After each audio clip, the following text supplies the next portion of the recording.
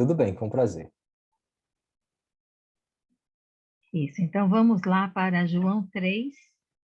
Nós vamos ler do versículo 22 ao 35.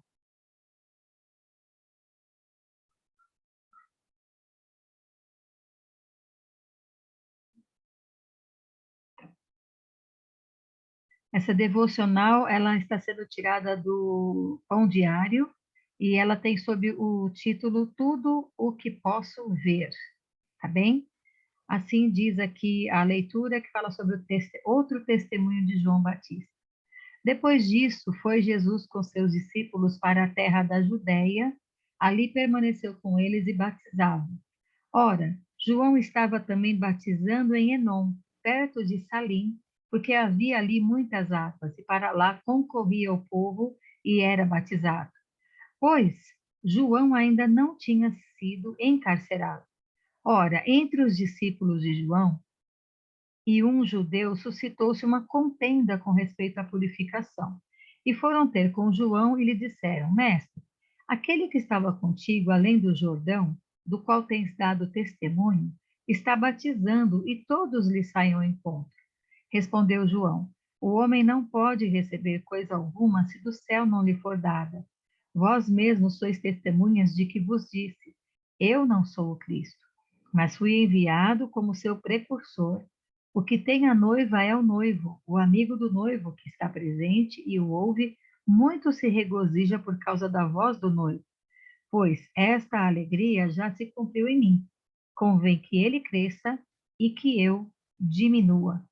Né? Só até aqui, até o versículo 30. E essa devocional eu vou ler agora o que ela diz para nós, tudo o que posso ver. E ele se baseia no último versículo que nós lemos, né? Convém que ele cresça e que eu diminua. Era um dia de inverno congelante e Krista estava olhando para o lindo farol envolto pela neve junto ao lago. Ao pegar o celular para tirar fotos, seus óculos ficaram embaçados. Sem conseguir enxergar, ela decidiu apontar a câmera para a direção do farol e tirar 3 fotos de ângulos diferentes. Vendo as imagens depois, percebeu que a câmera estava regulada para tirar selfies. Ela deu risada e falou: Meu foco estava só em mim. Tudo o que eu vi foi eu mesma. Essas fotos me levaram a pensar num erro parecido. Podemos nos focar tanto em nós mesmos a ponto de perder de vista o plano de Deus. João Batista, o primo de Jesus, sabia claramente que o seu foco não era ele mesmo. Desde o início, ele reconheceu que a sua função ou o seu chamado era conduzir as pessoas até Jesus, o Filho de Deus. João viu Jesus caminhando em sua direção e disse: Vejam, é o Cordeiro de Deus. Lá em João 1:29. E continuou: Vim batizando com água para que ele fosse revelado a Israel. Quando os discípulos de João, posteriormente, lhe contaram que Jesus estava ganhando seguidores, ele então declarou: Vocês sabem que eu lhes disse claramente: Eu não sou o Cristo. Estou aqui apenas para preparar o caminho para ele. Ele deve se tornar cada vez maior e eu cada vez menor, em outra versão. Que amar a Jesus de todo o nosso coração, irmãos, seja o foco central da nossa vida, né?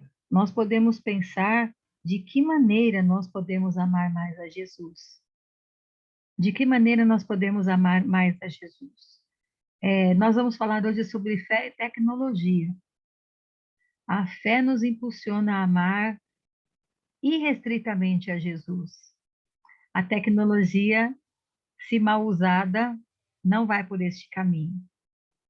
Então, aqui a palavra está nos advertindo para nós tomarmos cuidado com o nosso foco.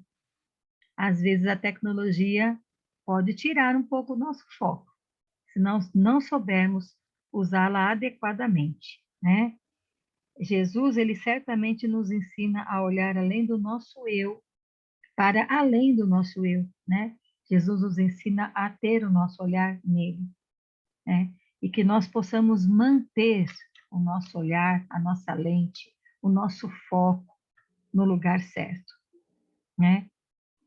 Que realmente é o que merece toda a atenção do mundo e principalmente do nosso coração.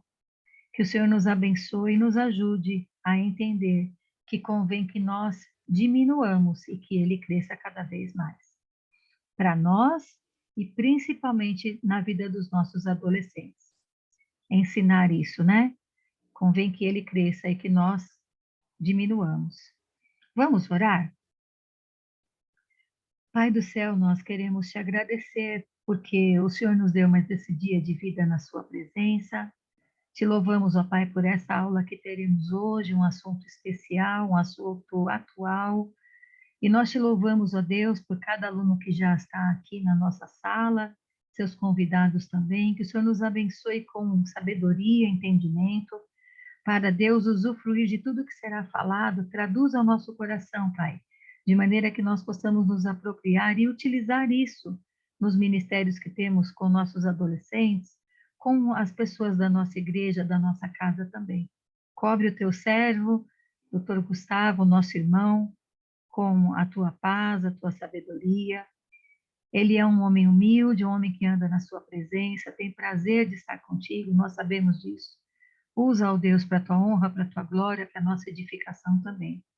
Nós te pedimos pela nossa saúde, agradeço, ó Pai, porque o Senhor tem dado aí recuperação ao pastor Vanderlei, que esses dias teve aí uma crise de labirintite, Pai, que o Senhor coloque bons médicos na vida do teu servo, para que ele possa ser bem atendido, Deus, e saber lidar com essa nova situação que tem aparecido nos dias dele. Te louvamos, ó Pai, pedimos a tua bênção para tudo que será tratado nessa noite, Senhor. Fala ao nosso coração. Em nome de Jesus, amém. Amados, eu vou pedir uma gentileza para vocês todos, por favor, fechem os microfones.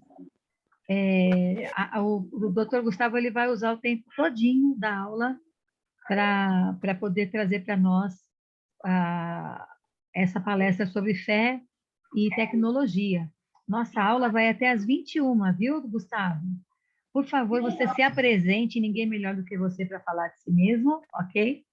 Eu só tenho a alegria de falar que é meu irmão em Cristo e os títulos aí é para a honra do Senhor, né? Então, fique à vontade. Até umas 10 para as 9, 5 para as 9, assim, se você conseguir finalizar, a gente só faz um fechamento no final, tá bom? Muito obrigada, seja bem-vindo. Obrigado, Paula. Obrigado, minha irmã, pelo convite mais uma vez. Obrigado a todos por tirarem um tempinho nessa noite, né, para conversar aqui sobre tecnologia. E, Paula, você sabe que eu uso o tempo todo mesmo, né? É difícil compactar. Quando eu estiver chegando no horário, você abre o microfone aí e me interrompa, tá bom? Senão eu passo batido. E se algum irmão quiser fazer algum comentário, alguma pergunta também, fique à vontade para escrever no chat ou me interromper. Eu sei que é difícil de eu ler o chat enquanto eu estou falando aqui, mas no final, se der tempo, a gente pode conversar.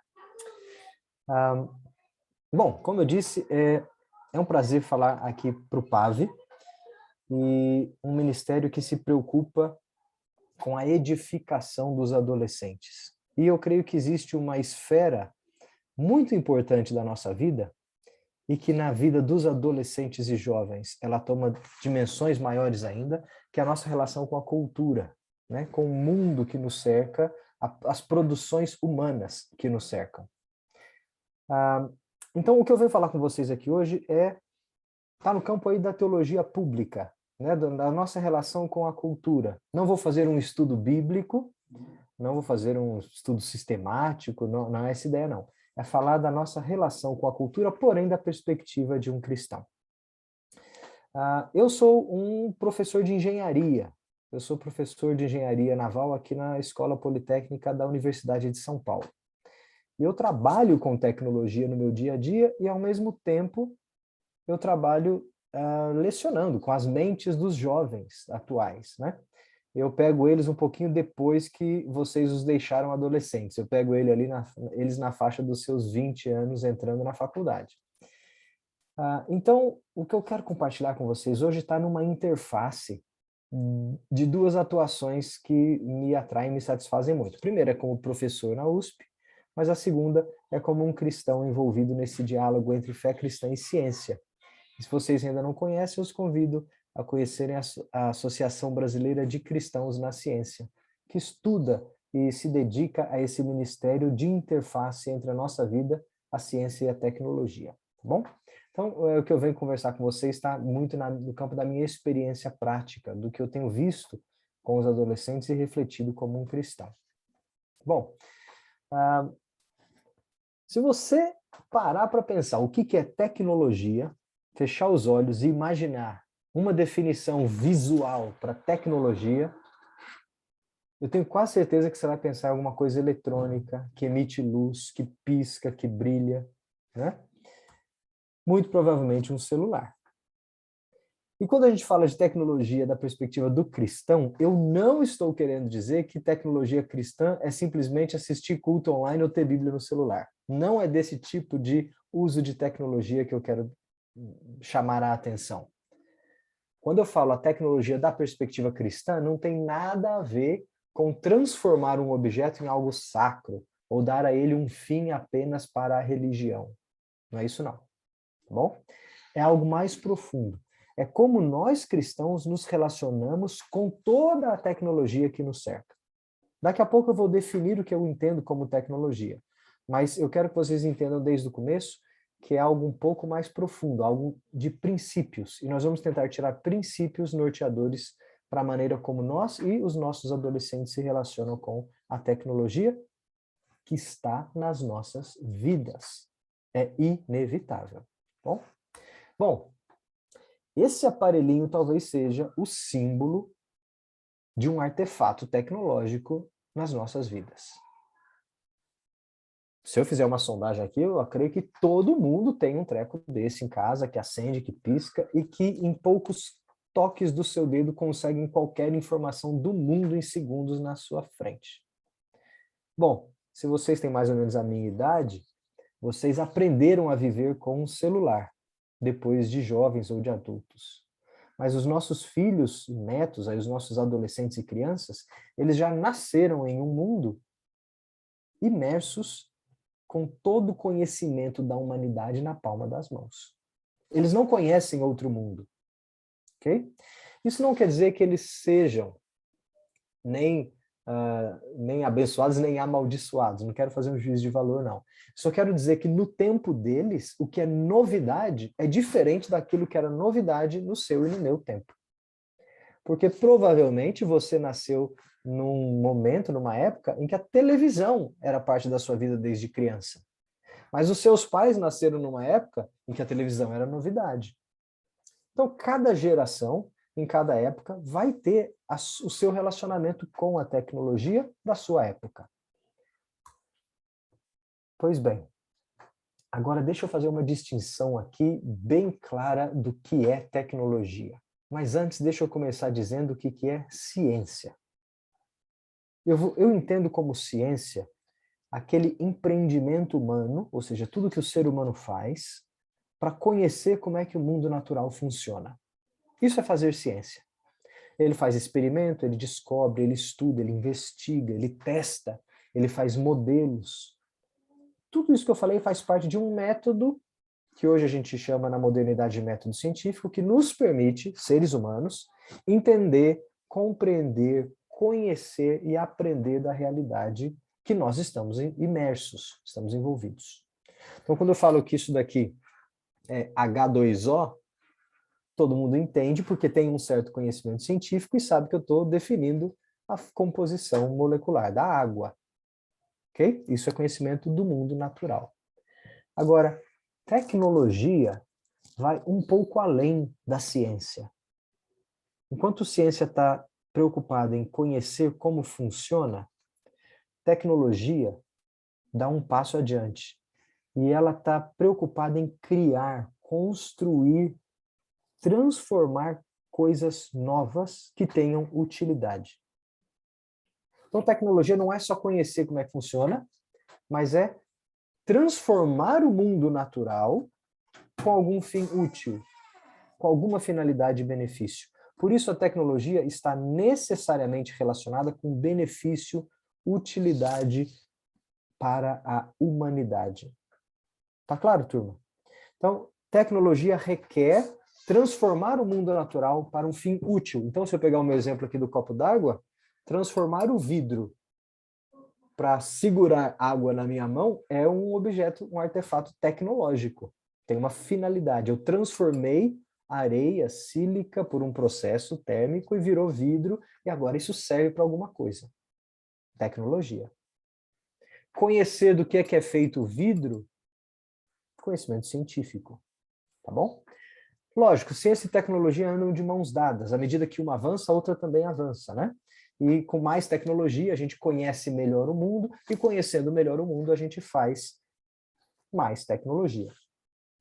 Portanto, tecnologia não é só aquilo que brilha, que pisca, que tem Wi-Fi. Um machado da Idade das Pedras é um artefato tecnológico e mudou a história da humanidade. Quando o homem conseguiu transformar um pedaço de pau, um pedaço de pedra num machado, isso teve uma utilidade, ele deu saltos de benefício na sua existência.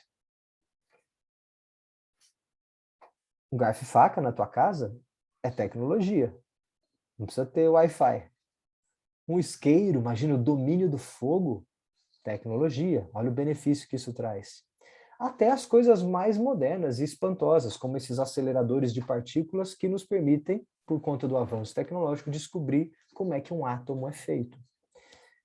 Então, em resumo, tecnologia exige, requer, como função objetivo, benefício para a humanidade. É para isso que a gente transforma o mundo natural. E tecnologia está diretamente relacionada com a nossa criatividade. Nós criamos coisas. Coisas que antes não existiam e agora passaram a existir. Isso é um reflexo do atributo de Deus, que é o Criador Supremo, que é comunicado a nós. Os seres humanos também criam coisas novas, refletindo um pouco do aspecto criador de Deus, que criou tudo novo do nada. Então aqui o ser humano, quando ele faz, quando ele exercita esse ato criativo, ele tem satisfação e ele aponta para o Criador. Porque o homem também cria, assim como Deus criou, em reflexo. Agora, olha que interessante. A ciência é cheia de momentos eureka. Vocês lembram lá da historinha de Arquimedes? Quando ele entrou na banheira e a água transbordou, ele saiu gritando, eureka, eureka, não era? Lá em Ítaca, a cidadezinha do Arquimedes. Pois bem, todo cientista é doido por ter o seu momento eureka. Quando ele descobre uma novidade, uma coisa que ninguém sabia antes. E a busca da ciência é pelos momentos eureka. Isso traz muita satisfação para o cientista.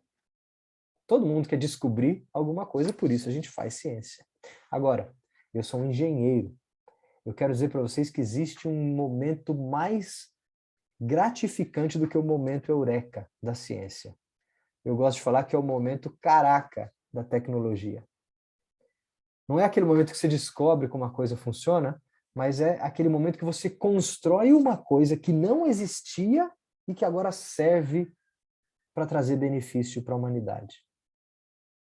Sacaram esse momento? É quando você acende a lâmpada e ela acende. Você fala, cara, acabei de inventar a lâmpada. Eu criei uma coisa que serve para alguma coisa e que não existia antes.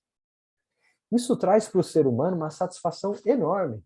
E quem trabalha com engenharia, tecnologia, criação, tem ideia um pouco do que é esse momento caraca. E por uma fração de tempo ali, até que você conte para alguém, só você no mundo sabe daquilo que você criou. Você é o dono daquela criatura ou daquela criação que você acabou de criar. Então, meus queridos, os momentos caraca para quem faz tecnologia tem a capacidade de trazer para o agente transformador, no caso, o engenheiro, por exemplo, uma ideia de orgulho, de poder, de controle, de autonomia.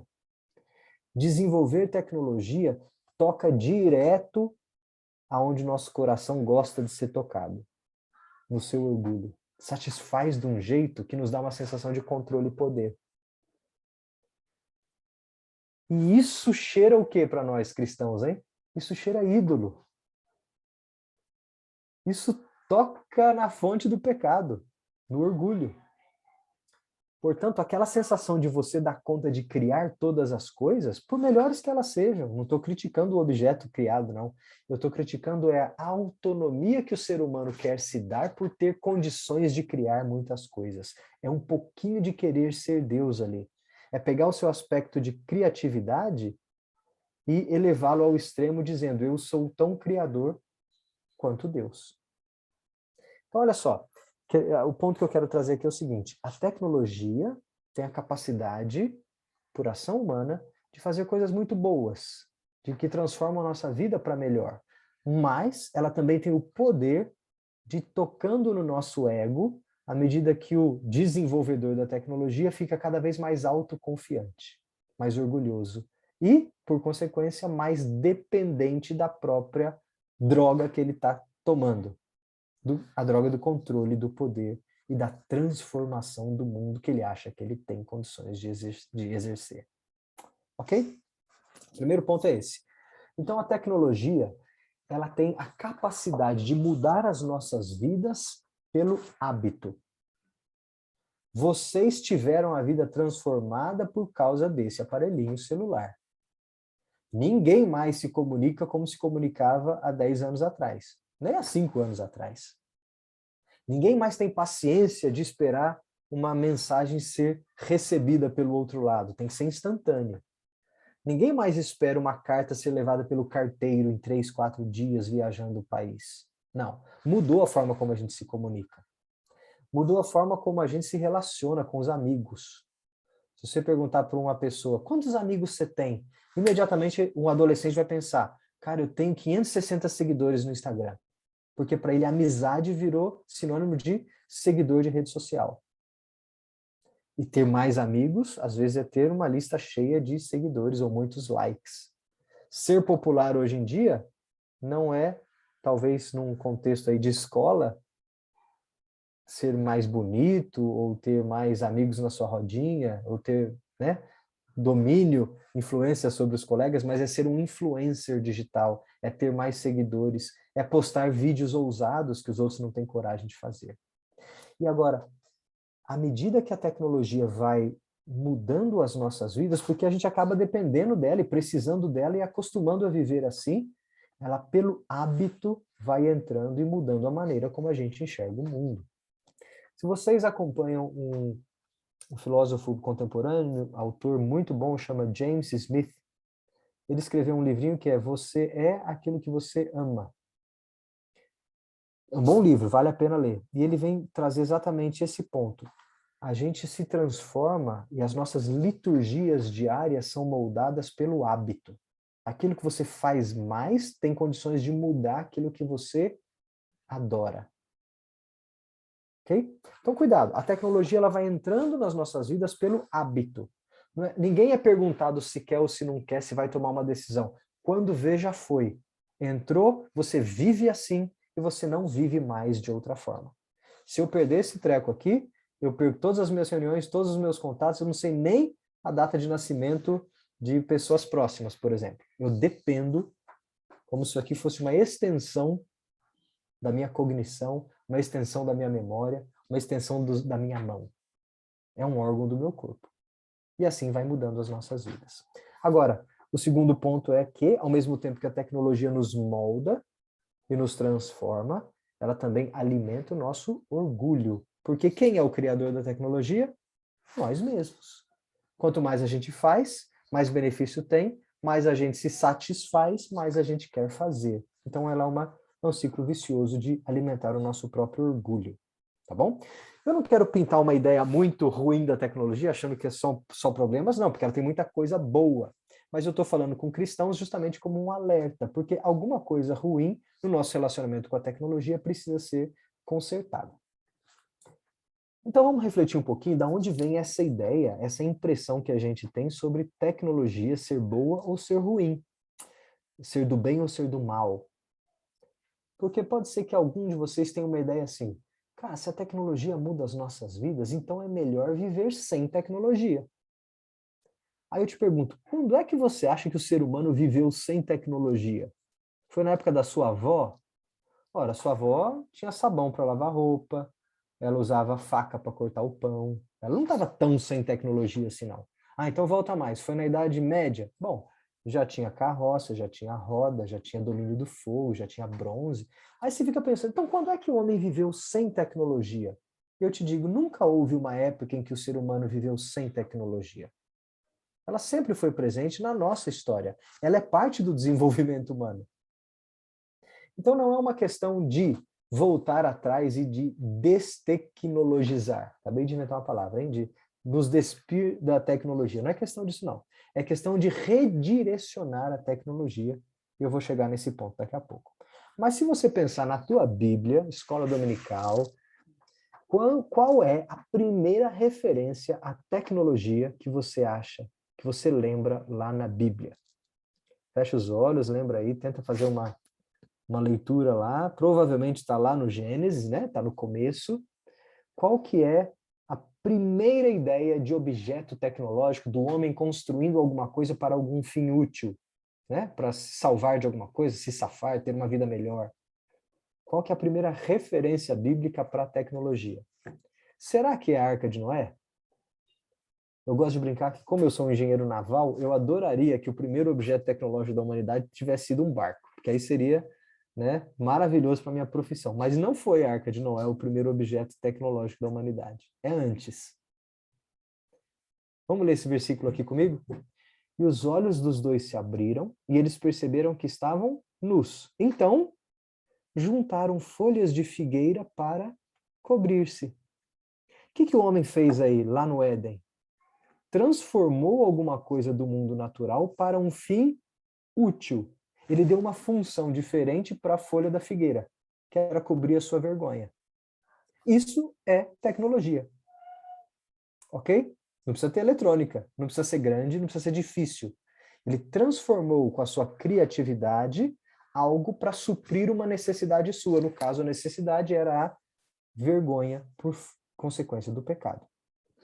Agora, o fato de tecnologia ser apresentada na narrativa bíblica num contexto de queda e em resposta à vergonha do pecado, pode dar a impressão para a gente de que a tecnologia é algo ruim, mal, que vem para tentar consertar os problemas do mundo.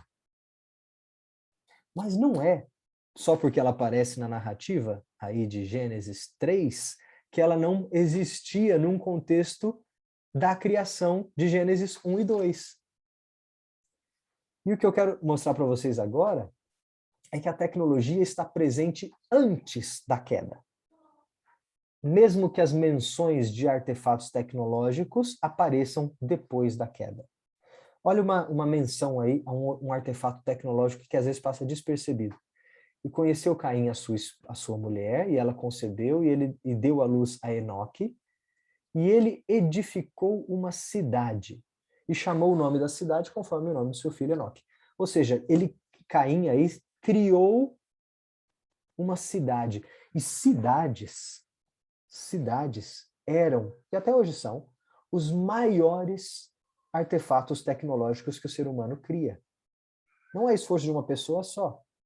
Mas se tem uma coisa grande que envolve, que muda as nossas vidas e que desde sempre é associado com o esforço humano, é a cidade. Ok? Ou seja, construir cidades é típico do ser humano. É fruto da transformação do mundo onde nós vivemos. Assim como formiga faz formigueiro, abelha faz colmeia, homem faz cidades. E é assim que a gente vive socialmente. Agora, olha que interessante. As ilustrações de cidade no Velho Testamento não são muito boas. Qual que é a primeira grande cidade que aparece lá? E começaram a falar em construir uma grande cidade, para o que fizeram tijolos de terra bem cozida para servir de pedra de construção e usaram alcatrão em vez de argamassa. Gente, olha quanta linguagem tecnológica está envolvida aqui. Transformação de pedra, de fazer tijolo, métodos de fazer argamassa, ou seja, aqui já tem bastante linguagem de transformação do mundo natural para um fim útil, que é construir a cidade. Depois eles disseram, vamos construir uma cidade com uma torre altíssima que chegue até os céus. Dessa forma, o nosso nome será honrado por todos. Então, a Babel, a Babilônia, que é uma cidade construída pelos seres humanos, está associada diretamente ao próprio orgulho do ser humano. E todo mundo aprende que a Torre de Babel é um símbolo da nossa rebeldia, não é? Daquela vontade de sermos melhores, maiores do que Deus, de fazer o nosso nome ser preservado e conhecido. Tanto é que Deus amaldiçoa esse empreendimento da Babel. Agora, a ideia de uma cidade aqui está relacionada com o empreendimento humano. O homem fez isso, ele construiu algo que não existia. A cidade não era parte daquela narrativa da criação que Deus tinha feito. Qual que era o símbolo do habitáculo humano lá no Gênesis, na criação? Era o jardim, era o Éden. A cidade aqui é o símbolo da ação humana, transformando o cosmos. Tá bom? Guardem isso. Então, apesar de toda essa narrativa muito sombria, até às vezes desanimadora, da queda. Pô, então, Gustavo, quer dizer que tecnologia é fruto da queda? É uma consequência do nosso pecado que vem tentar remediar ou exaltar a nossa rebeldia? Não. Vamos ver onde que entra, de fato, a tecnologia. Será que a tecnologia é uma coisa boa, moralmente boa? Vamos fazer a análise do nosso tempo agora. Esse celular é algo bom ou algo ruim na sua vida? Você vai falar, bom, é algo bom, serve para alguma coisa, ele não é de todo ruim. Agora eu pergunto, ele é algo do bem ou algo do mal? Você fala, não, pô, quando minha avó caiu em casa, eu peguei o celular, liguei para emergência, a ambulância chegou e eu salvei a vida dela. Ele é do bem, pô, afinal de contas ele serve para alguma coisa, para fazer o bem. Mas também outra vez minha filha foi para a escola, uma coleguinha tirou uma foto dela, postou na rede social, fez bullying, e aquilo causou um trauma tão grande na minha filha que hoje ela nem consegue desenvolver relacionamentos de amizade. Esse celular fez mal. Será que é o objeto tecnológico que é bom ou mal? Ou seja, mal no sentido de maldade? Ou será que é o operário, o utilizador, aquele que usa? Bom, é certo que esse aparelhinho mudou e trouxe benefício para muita gente. Quantos avós conseguem agora ter relacionamento com seus netos distantes através de uma telinha? E você manteve contato com seus irmãos e parentes e queridos durante a pandemia por causa de uma telinha. E a gente está conversando nessa noite aqui graças a uma tecnologia. Então, algum bem existe, ele não é intrinsecamente mal. Mas ao mesmo tempo que a gente se conecta agora de maneiras ilimitadas, o próprio uso indevido desse aparelhinho está causando ou criando uma multidão de solitários. Uma multidão de solitários. Gente que está conectada com todo mundo, mas ao mesmo tempo não está conectada com ninguém. Gente que antes poderia fazer uma amizade, porque não tem nada que fazer no metrô mesmo, deixa eu conversar com a pessoa do lado. Às vezes dava até casamento. Não é assim? Você não escuta a história de... Meu sogro e minha sogra foram assim. Eles se conheceram porque eles desceram um dia no mesmo ponto de ônibus. Gente, se fosse hoje em dia, minha esposa não existiria mais, porque se depender do chaveco com o celular na mão, não rola. Né? Não tem como se relacionar mais com quem está do lado. É bem provável que você está se relacionando mais com quem está muito longe do que com quem está do seu lado. Uma multidão de solitários, é uma ironia. Agora, também tem mudado as nossas casas. Ele vai entrando na comunicação e relacionamento das nossas famílias. As mesas silenciosas, os adolescentes que não levantam a cabeça da telinha. E, às vezes, a luta em glória de um pai e mãe que tentam educar os seus filhos, mas também usam dos mesmos métodos, né, na telinha o tempo todo. Bom, nós que trabalhamos e lidamos com adolescentes, temos que ter essa preocupação redobrada, porque é um momento de formação de princípios para o resto da vida. E lembrem-se, se a gente foi influenciado com o uso de um aparelhinho que entrou na nossa vida depois de maduro, imagina alguém que vai ter um aparelhinho desse entrando na sua vida desde que nasceu. Às vezes os nossos próprios relacionamentos mais íntimos podem ser perturbados, né? Ter o balanço quebrado por conta do uso indevido da tecnologia. Eu não estou criticando o celular não, viu, gente? Eu estou destacando prós e contras. E quando a gente fala, olha que gracinha, tem 1 aninho, não sabe nem falar, mas já, o dedinho já vai lá no tablet no lugar certinho, ele já sabe passar o vídeo e a foto, não é assim? Ai, que beleza, olha que belezinha. É belezinha mesmo, eles cresceram assim. O tablet para um bebezinho hoje é o equivalente ao papel e caneta foram para você no passado. Seu pai falava, olha que belezinha, ele já desenha a bolinha. Agora você fala, olha que belezinha, ele já instala o app, sem nem saber o que está fazendo. Agora, esses objetos e artefatos tecnológicos que mudam a nossa vida e principalmente, eu quero destacar aqui, mudam os nossos relacionamentos. Okay? Uma coisa é mudar a nossa vida, por exemplo, trazendo água limpa para eu beber. Outra coisa é mudar a maneira como eu me relaciono com alguém. Isso muda coisas muito fundamentais. Podem causar problemas sérios para as nossas famílias e estar criando aí uma família, ou uma criança, ou um adulto no futuro com falhas sérias de relacionamento. Bom, desses problemas do celular, tem muito a ser estudado, né? E é um problema do nosso tempo, e tem muita gente que vai se debruçar sobre esse assunto. Mas é fácil demais ficar criticando quando às vezes a gente faz a mesma coisa todos os dias, né? Inclusive usa das mesmas ferramentas. Mas deixa eu trazer para vocês outras grandes questões da tecnologia para variar um pouco o assunto, para não parecer que eu estou criticando só celular.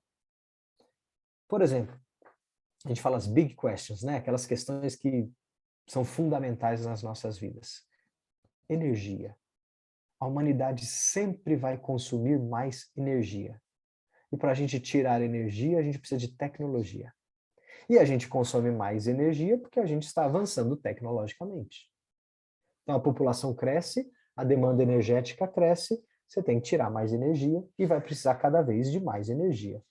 É uma ilusão achar que a humanidade vai ter uma queda no consumo de energia. Não. A humanidade pode ter uma maior eficiência no uso da energia. Espero que sim. Mas em termos absolutos, a gente sempre vai consumir mais energia. E mais, e mais, e mais. Agora, o problema é de onde é que a gente tira essa energia e quais os problemas associados.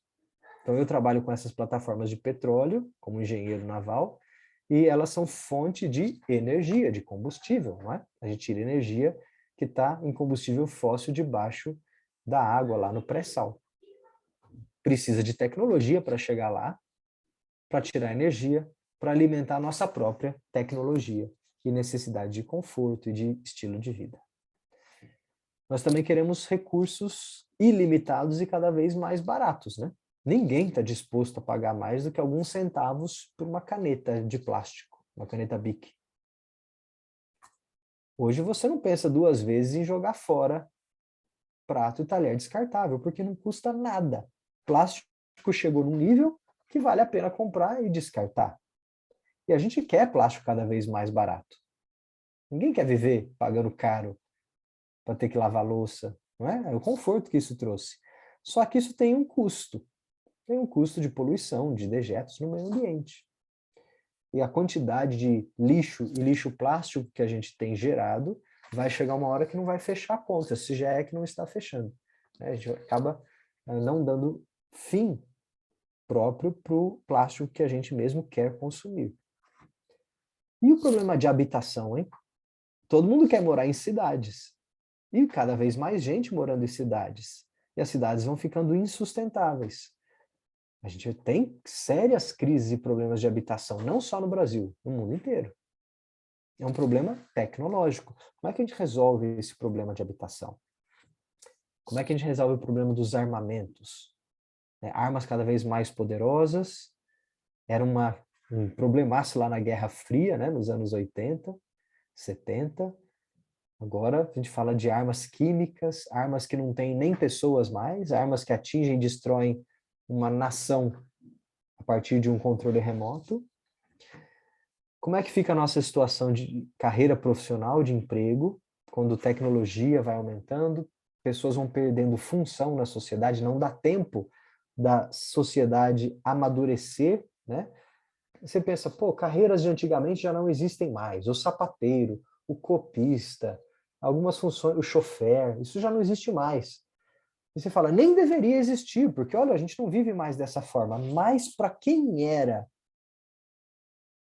um sapateiro, um chofer e um copista que não teve tempo de se recolocar, foi um grande problema.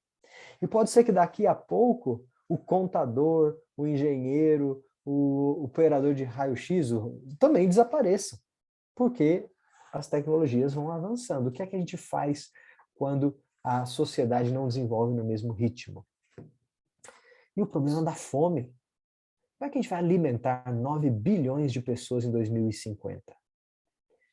E tem uma resposta aqui já, uma informação importante que nós já sabemos. Isso tem estudos bem consolidados nesse assunto. Se nós continuarmos a produzir alimento na mesma taxa que a gente produz hoje, nós não vamos conseguir alimentar 9 bilhões de pessoas em 2050. A agricultura e a pecuária não conseguem alcançar a taxa de produção anual de alimentos para 9 bilhões de pessoas em 2050 usando os métodos atuais. Eu não estou nem falando de desperdício, de problemas de distribuição, não. Estou falando na capacidade de produzir massa alimentar. Então, a gente sabe que para a gente alimentar 9 bilhões de pessoas em 2050, alguma revolução tecnológica tem que acontecer no setor de produção de alimentos. Nós não podemos gastar mais 6 mil litros de água para produzir 1 quilo de picanha, 1 quilo de proteína animal. Isso é insustentável nessa taxa de crescimento. E, por exemplo, nós vamos ter que começar a ter fazendas de verduras, como essa da figura aí, que é bem diferente de ter uma hortinha no quintal de casa. Você tem que produzir em massa. E olha só, notícia para quem gosta de coisas novas no prato. A gente já sabe hoje que a maior taxa de concentração de proteína está nos insetos. Então, provavelmente, nós vamos resolver um problema de fome no futuro trazendo mais insetos para a nossa alimentação. Farinhas de insetos, porque é a forma mais barata energeticamente de se concentrar proteína. E nós precisamos de proteína para viver. Talvez os filhos de vocês e os netos não terão problemas em colocar uma farofinha de origem de algum inseto, né, na hora de molhar ali o arroz com feijão. Vamos lá, vamos mudar de assunto que não está na hora, né? Eu não jantei ainda. Bom, agora, todas as grandes respostas para essas grandes perguntas, elas passam pela tecnologia. Eu não quero dizer que a tecnologia vai responder todas elas, mas a solução passa pela tecnologia. Ok? Tudo isso que eu falei, as big questions, precisam de big answers e elas passam por algum desenvolvimento tecnológico. A pergunta filosófica é: a tecnologia dará conta de resolver tudo? Nós teremos o mundo na ponta dos nossos dedos a ponto de que, com o empreendimento humano, tecnológico, a gente consiga resolver todos os problemas da humanidade? Essa é uma pergunta possível? Qual que é a resposta? Então, encerrando essa parte, pessoal, a tecnologia é uma coisa boa, do bem e faz bem? Sim, ela é bênção de Deus para a humanidade. Só que o problema é que a tecnologia que nós fazemos, nós a estragamos. A gente não faz tecnologia da maneira como nós deveríamos. Vamos refletir um pouquinho agora teologicamente. Por que é que nós não fazemos tecnologia da maneira que nós deveríamos? Parênteses, vocês já assistiram essa série Black Mirror? Tá lá no Netflix? O que é o Black Mirror? É uma série que faz uma crítica ao avanço tecnológico. filosofia da tecnologia escancarada na tela. Para quem gosta de coisas pesadas e quer refletir sobre a tecnologia, vale a pena assistir, tá bom? Para quem tem estômago fraco, eu não recomendo não, mas é uma série interessante para quem quer analisar a nossa relação com a tecnologia de uma maneira escancarada, bem caricata. Pode ser que você vai falar, ai, mas isso nunca vai acontecer. Mas tudo bem, é a crítica exponencial que está sendo provocada ali.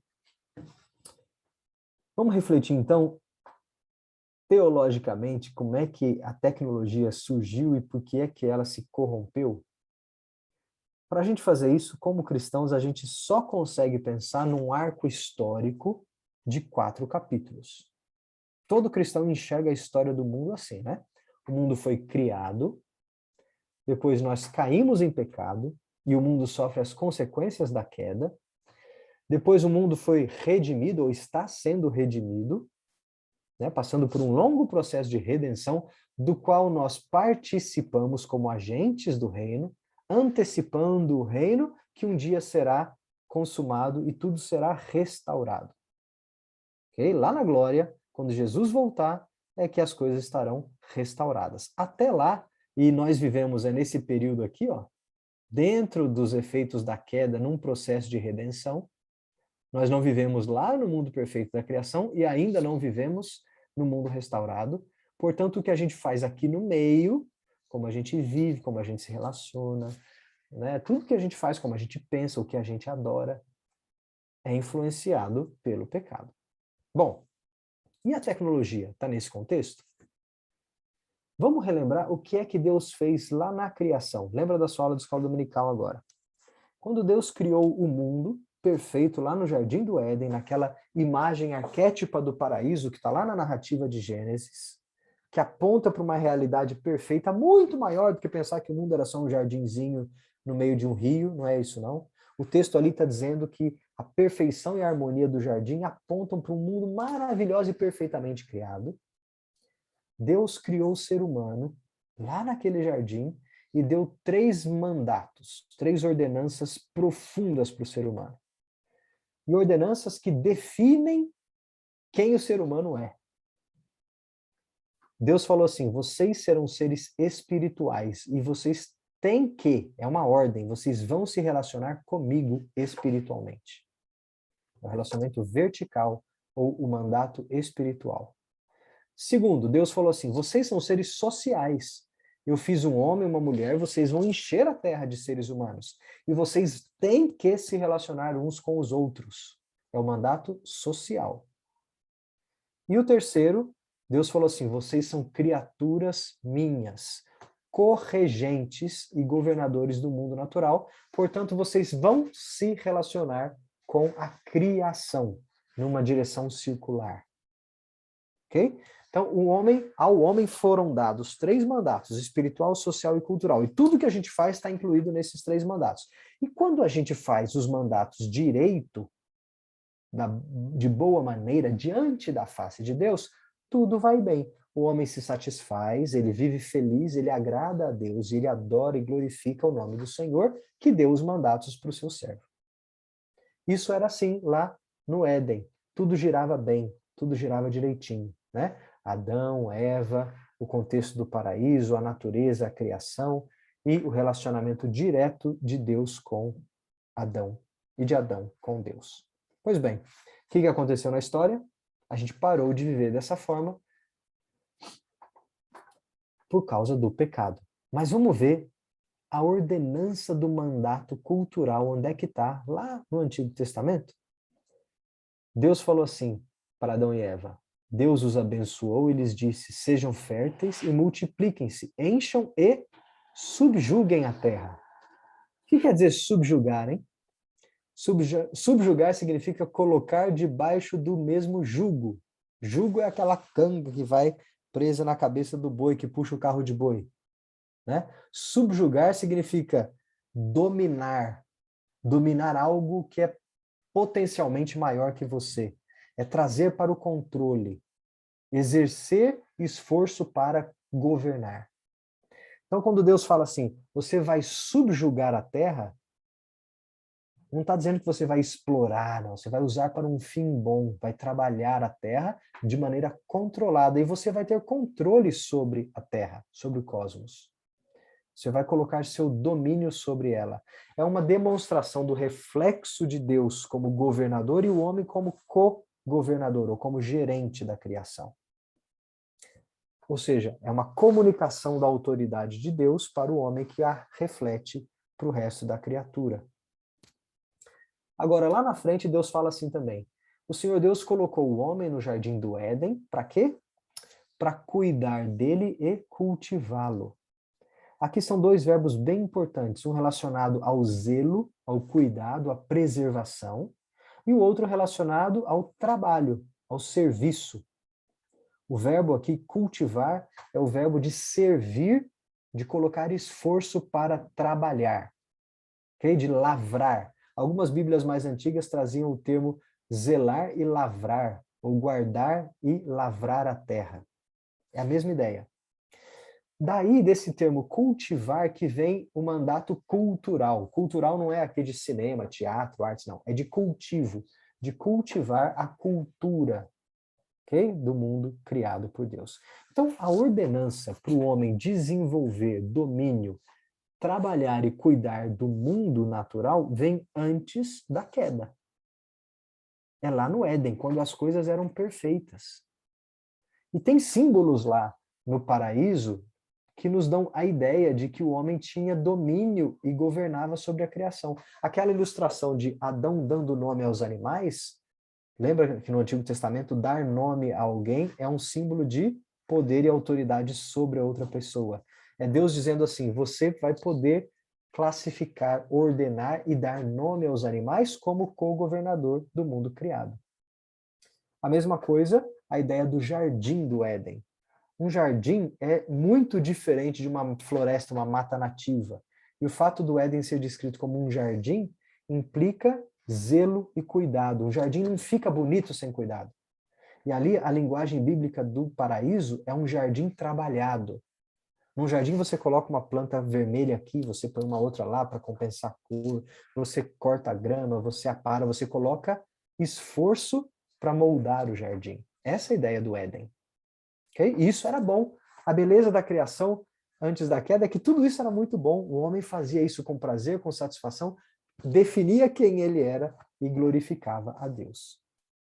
Pois bem, juntando esses conceitos de domínio, né, de impor habilidades para o domínio, ou seja, subjugar, com desenvolver com zelo, que é cuidar e cultivar, a gente tira a seguinte conclusão, que nós não somos donos da criação, mas nós somos governadores criados, ou gerentes da criação. Só que aí, tudo girava bem, tudo funcionava bem, até que o pecado entrou no mundo. E o pecado, quando ele entra na história, olha que interessante agora, ele não vem eliminar os mandatos da criação. Não é que agora o homem deixou de se relacionar com Deus, deixou de se relacionar uns com os outros e deixou de se relacionar com a cultura. Não. Ele continua se relacionando, só que agora de maneira estragada. Tem areia na engrenagem. Dá trabalho lavrar a terra. É suor do seu rosto. Ah, o meu relacionamento agora não é sempre bom. Uma hora alguém vai me magoar, vai me machucar, e eu vou ferir alguém, eu vou pecar contra alguém. E diante de Deus nem se fala. Eu não tenho mais livre acesso ao Senhor, porque agora eu sou um pecador. Eu preciso de um caminho que me restitua à presença de Deus. Eu preciso de Cristo, que vem nos restituir a presença e a glória de Deus. Então, os 3 mandatos não foram eliminados. Isso é importante, gente. Por isso que quando a gente fala de tecnologia, de relacionamento espiritual, de ciência e até de relacionamentos sociais pós-queda, nós estamos falando dos mesmos mandatos de antes da queda, só que de maneira estragada. Ok? Então, a gente continua desenvolvendo tecnologia hoje, assim como a gente desenvolvia lá no paraíso. A diferença é que agora a gente faz de maneira estragada, por causa do pecado. Só que não vai ser sempre assim. Porque depois da redenção, podia rolar um glória a Deus agora, né? Amém. Vai rolar o quê? Restauração. E a restauração é, como o próprio nome diz, restaurar ao estado inicial. é tirar o problema. Os mandatos serão restituídos à função original. Nós vamos voltar a nos relacionar com Deus de maneira limpa, desimpedida, uns com os outros, sem pecado, e com a nossa criação como governadores por excelência. Ok? Então guardem isso. Queda estragou a tecnologia, mas não quer dizer que a tecnologia é fruto da queda. Não. Desde antes da queda, o homem já era chamado para cultivar, transformar o jardim para o seu próprio benefício, e ele tinha prazer nisso. Quem tem uma ideia assim de que se o homem não tivesse pecado e a gente morasse até hoje no paraíso, o homem seria aquele ser bucólico, andando pelado no meio do mato, igual o Chico Bento, e comendo só goiaba? Não é essa ideia que o Éden projeta. O homem continuaria desenvolvendo tecnologia. Eu não sei que tecnologia que a gente teria desenvolvido sem o pecado no mundo. Ok? Mas o homem teria entrado numa rampa de conhecimento científico, de desenvolvimento da tecnologia, de conhecimento de Deus e dos relacionamentos sociais. A diferença é que mesmo com o pecado, por conta da graça comum, a gente ainda faz essas coisas. E muita coisa boa ainda sai desses esforços. Mas muita coisa estragada sai também.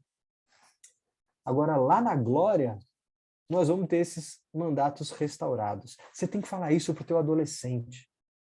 Não é falar para ele assim, ó, larga a mão desse negócio de celular, dessa tecnologia, dessa vida, volta, você tem que morar na roça, você tem que ser um adolescente raiz. Não é isso não é essa a mensagem. A mensagem correta é, você precisa aprender a fazer boa tecnologia e usar bem a tecnologia, sem que ela seja uma ferramenta de Satanás e do pecado para mudar a sua vida para o mal, mas que ela seja bem utilizada diante da face de Deus. Em outras palavras, você tem que trabalhar para redimir a tecnologia. Então, o cristão que trabalha com tecnologia tem todo o chamado para fazer isso de maneira bem feita, e ele, ao fazer boa tecnologia, está redimindo uma área que é de Deus para o próprio Deus. Assim como um conselheiro matrimonial cristão, quando vai aconselhar um problema de relacionamento num casamento, está redimindo uma área de relacionamento da vida que está corrompida pelo pecado, antecipando o reino ou antecipando o estado restaurado. Assim como um pastor, quando vai ajudar você a se relacionar melhor com Deus, ou seja, está te ajudando a consertar os problemas no seu mandato espiritual. Então, tudo que nós fazemos aqui agora requer um esforço, porque a engrenagem está cheia de areia. Mas nós somos chamados para ir tirando a areia da engrenagem também. Não é só ficar reclamando e jogando mais areia dentro. Não, a gente também tem que participar do processo de limpeza. Tá bom? Bom, deixa eu me avançar aqui que eu me empolguei com essa parte, segurei no tempo, já são 8h30. Então, a tecnologia precisa ser redimida. Não só ela, todas as áreas da nossa vida estão num processo de redenção. Agora, para quem trabalha com tecnologia e para quem sonda e tenta entender o mundo atual, deixa eu trazer esse conceito importante que é o tecnicismo.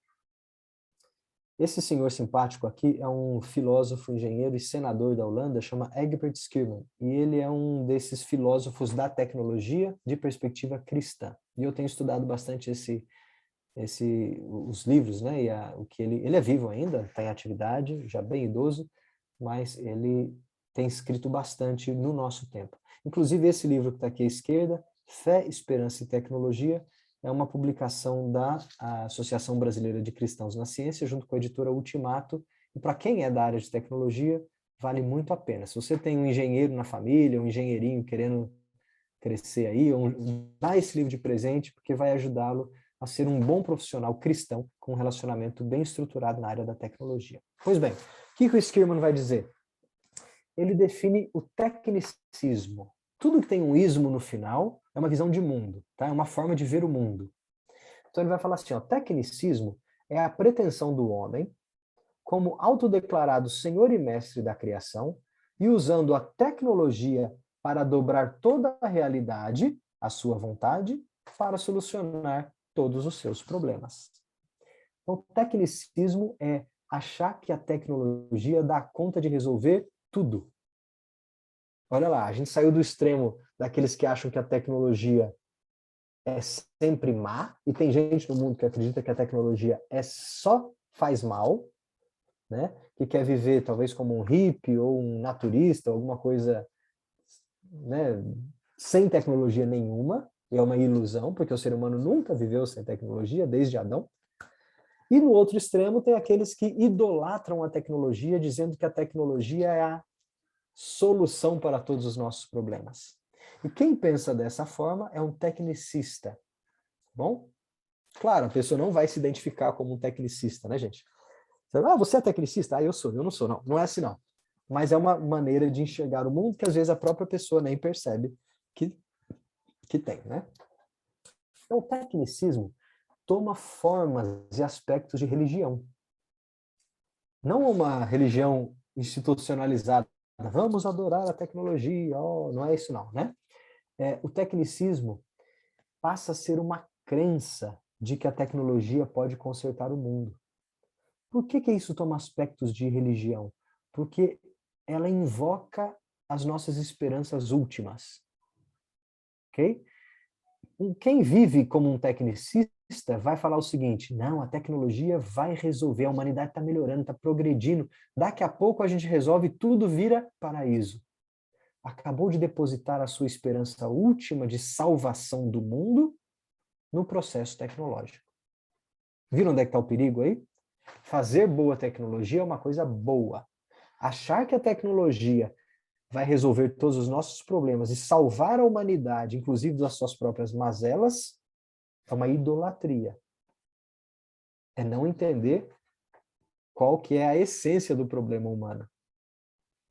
Portanto, o tecnicismo vai falar o seguinte: basta você me dar tempo e dinheiro, né, recursos, que a tecnologia, que é a ação humana, vai conseguir curar todas as doenças, gerar comida para todo mundo, resolver todas as guerras mundiais e resolver todos os nossos problemas da humanidade. Uma ilusão.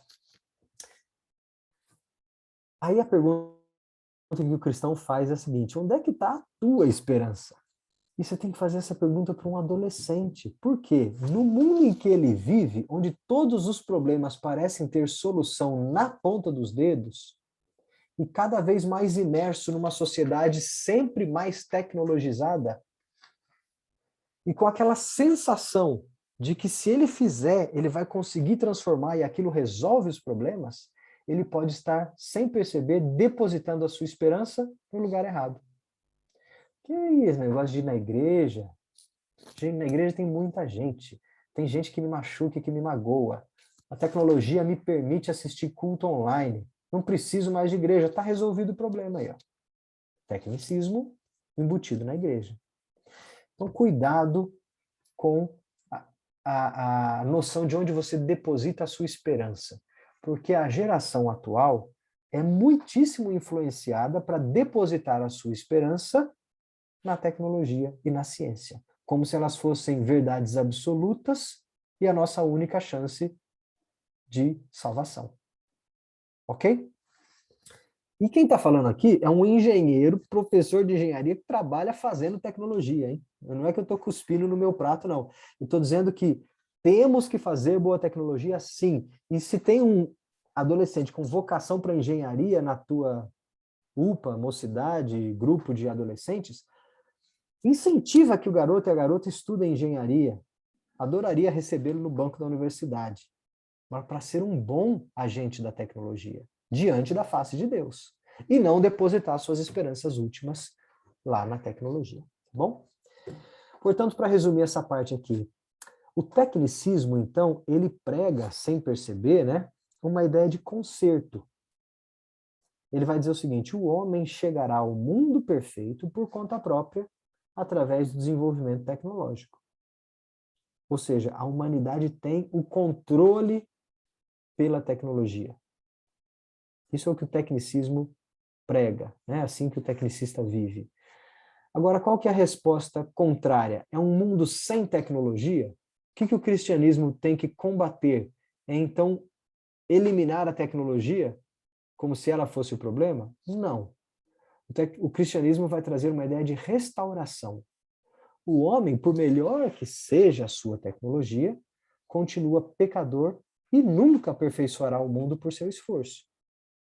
Isso não impede desenvolver boa tecnologia, mas na certeza de que tem problemas fundamentais no coração que a tecnologia não consegue limpar.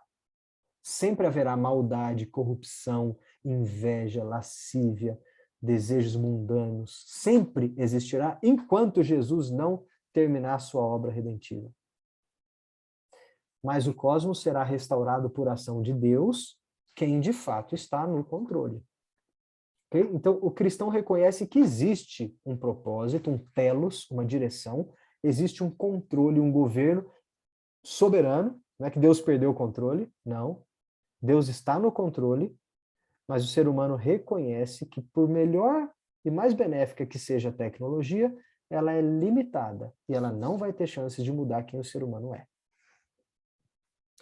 Portanto, o cristão deve, sim, desenvolver boa tecnologia diante da face de Deus. Coram Deo. Fale isso para o seu adolescente, ensine a sua criança. Vamos fazer experiência para conhecer como o mundo funciona? Vamos fazer experiência de química, de física, de biologia, incentive o conhecimento científico. Vamos construir um carrinho, vamos produzir uma coisa aqui em casa que serve para melhorar a vida da nossa família. Vamos desmontar aquele ventilador e fazer um moedor de carne, sei lá, incentive a tecnologia. Mas ensine nesse processo que a tecnologia é feita diante da face de Deus, no seu lugar certo. Então, o cristão não deve combater a tecnologia, mas deve combater o tecnicismo, ou seja, a religião da tecnologia que tenta substituir Deus pelo artefato tecnológico ou a própria ação humana. Ótimo. Para terminar, o que é que a gente faz, então, com a tecnologia que nós produzimos? O que fazer com a tecnologia? Jogar fora? Jogar no lixo? Voltar a morar na roça, comendo raiz? Voltar aos tempos lá do Éden, andando pelado, achando que aquilo sim era vida? Não, aquilo é um símbolo arquétipo de uma realidade perfeita. Mas não quer dizer que o homem continuaria sem conhecimento ou transformação do mundo natural. O que é que a gente faz com a tecnologia, então? Temos que redimi-la. Temos que fazer a tecnologia boa de novo. Essa é a nossa ideia. E quem faz isso? Quem proclama isso para o mundo? Quem proclama a mensagem da redenção até que o reino venha? O cristão. Essa é a função do crente. Não é função da engenharia, não é função do acadêmico secular, é função da igreja. Agora, quem está na igreja atuando na área de tecnologia tem um chamado bem específico aqui, né? Porque ele está atuando nos dois lados. Assim como você talvez tenha um chamado na área de pedagogia, assim como outros vão ter um chamado na área de aconselhamento, outros vão ter um chamado específico para produção de alimentos, para assistência social, para qualquer área da nossa interação com a cultura. Existe um chamado especial para os da área de tecnologia, que é trabalhar redimindo a tecnologia. E quem participa desse processo, já falei que é o cristão, mas em especial o cristão engenheiro, o cristão agente tecnológico, o cristão tecnólogo, o cristão que cresceu montando Lego, construindo coisas novas, desmontando motorzinho em casa e que vai ser usado por Deus, talvez, para revolucionar a próxima geração com objetos, artefatos e processos tecnológicos muito úteis, que mudam a nossa vida. Gente, se essa pandemia tivesse chegado 10 anos atrás, a gente estava lascado em termos tecnológicos para manter relacionamentos vivos. Graças a Deus, na sua providência, Deus permitiu que o homem desenvolvesse tecnologia, a ponto de eu falar com vocês aqui, ó, e conseguir falar com mais gente que talvez estivesse presente numa sala de aula.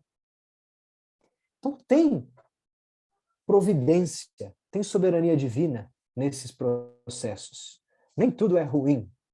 Deus nos deu uma pandemia num momento em que a tecnologia de desenvolvimento de vacinas estava tão avançada a ponto de conseguirmos desenvolver vacinas seguras e eficazes num período de 1 ano e pouco e vacinarmos uma população do planeta, de modo que uma pandemia vai durar talvez 2 anos, 2 anos e meio, 3 anos, o que é muito curto frente à última pandemia registrada de gripe espanhola, por exemplo.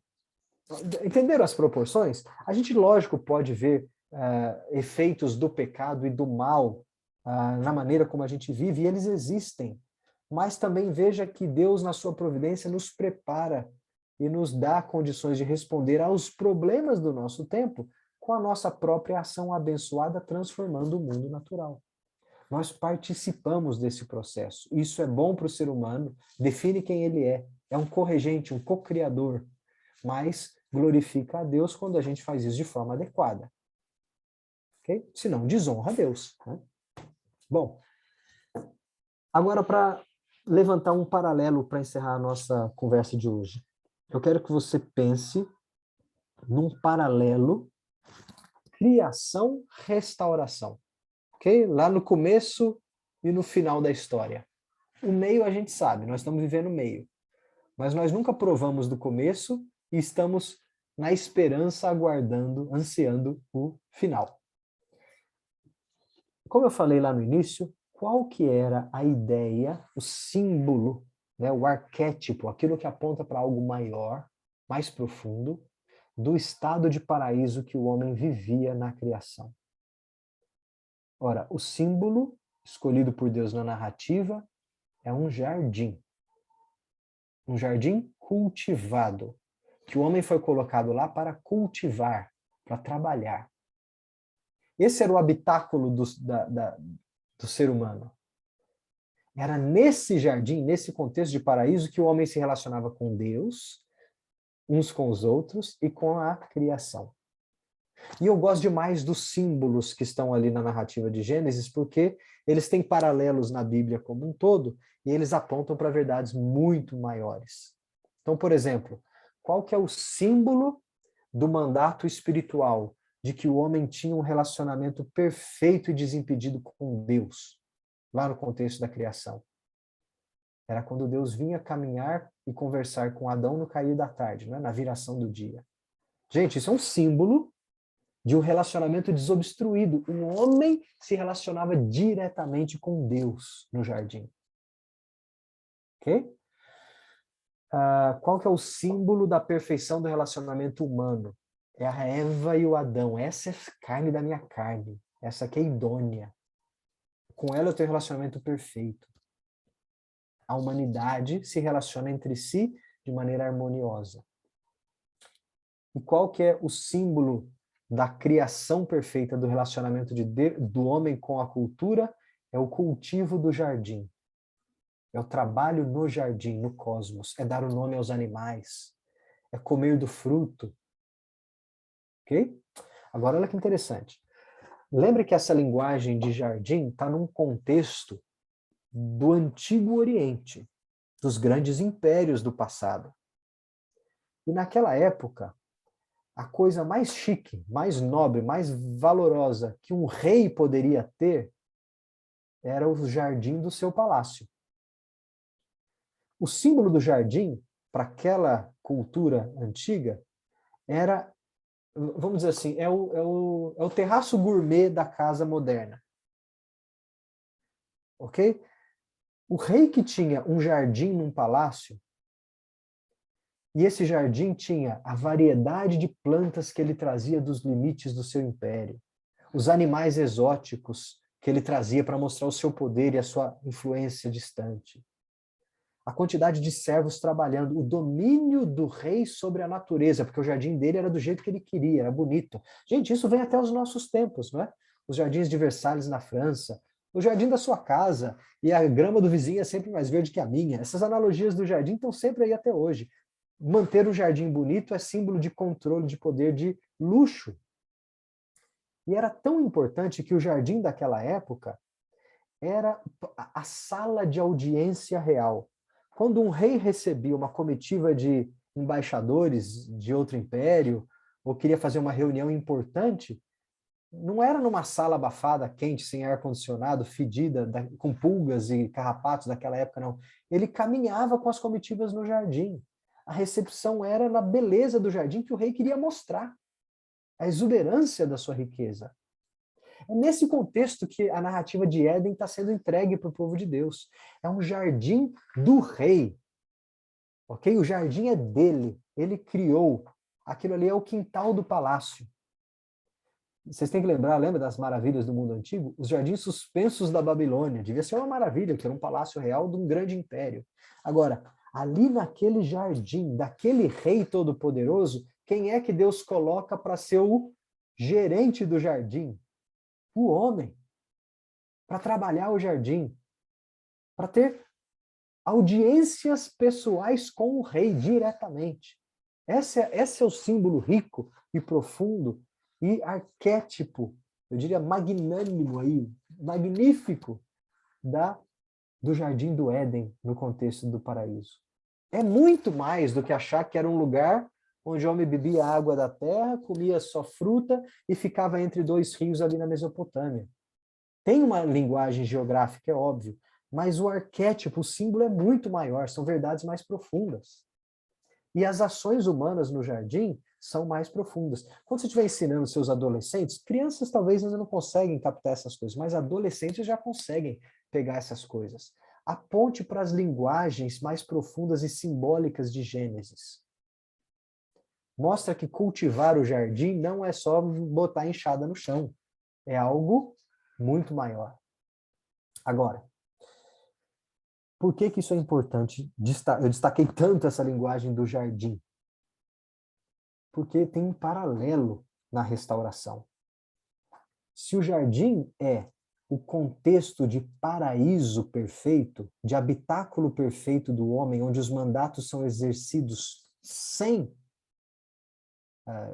serem estragados, com o pecado, qual que é o símbolo do pecado, da rebeldia, da fuga do paraíso, da maldição, da corrupção, da prostituição humana? É a Torre de Babel, é a cidade, é a Babilônia. A Babilônia é a besta, é o mal, não é isso? A personificação da maldade, de Satanás. A torre do orgulho de Babel, que vai fazer o nome do homem ser maior que o nome de Deus. Então, a linguagem aqui também é muito importante, o símbolo é importante. Quando o homem é expulso do paraíso, e olha o que significa ser expulso do paraíso, hein? Perder a audiência com o rei, perder o alimento direto da árvore da vida, okay? Perder o relacionamento e o zelo perfeito com a natureza, o que é que o homem cria em resposta? Cidades.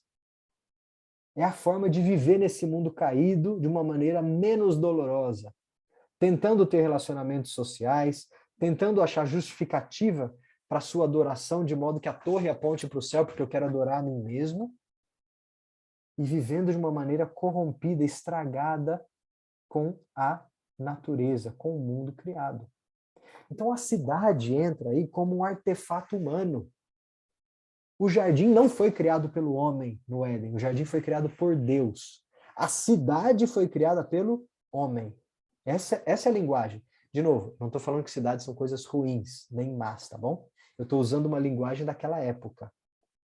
Aliás, um parênteses aqui, se hoje todo mundo saísse da cidade e fosse morar no campo, achando que isso vai fazer bem para o planeta, o nosso impacto ambiental seria muito pior. Morar em cidades ainda é a forma mais eficiente de se viver nesse planeta. Mas precisamos de cidades mais inteligentes, tecnologia, e não voltar todo mundo para a roça. Se todo mundo for ter o seu cavalinho, a sua horta, a sua árvore, a sua galinha, e querendo viver uma vida de conforto, o impacto ambiental é muito mais destrutivo. Tá bom? Não podemos eliminar as cidades da nossa realidade. Agora, nesse paralelo de símbolos, a cidade tem o papel simbólico da decadência humana, da queda, da corrupção. Certo? Gostaram? 2 paralelos, jardim com cidade. Agora, qual que é o símbolo da restauração? Lá na consumação. Quando tudo voltar ao normal, quando os mandatos forem restituídos e a gente voltar a se relacionar com Deus de novo, e a gente voltar a se relacionar uns com os outros perfeitamente e com a natureza. Qual que é o símbolo do habitáculo humano lá na glória? Nós vamos voltar para o jardim? É essa a ideia que Apocalipse traz? Não é. O habitáculo humano da glória é a cidade restaurada. É a nova Jerusalém.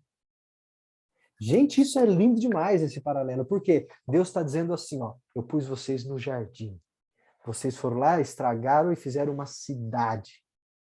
Mas eu vou restaurar vocês a uma condição perfeita de novo, restaurando aquilo que vocês fizeram. Ele não vai jogar fora a participação humana na história do mundo.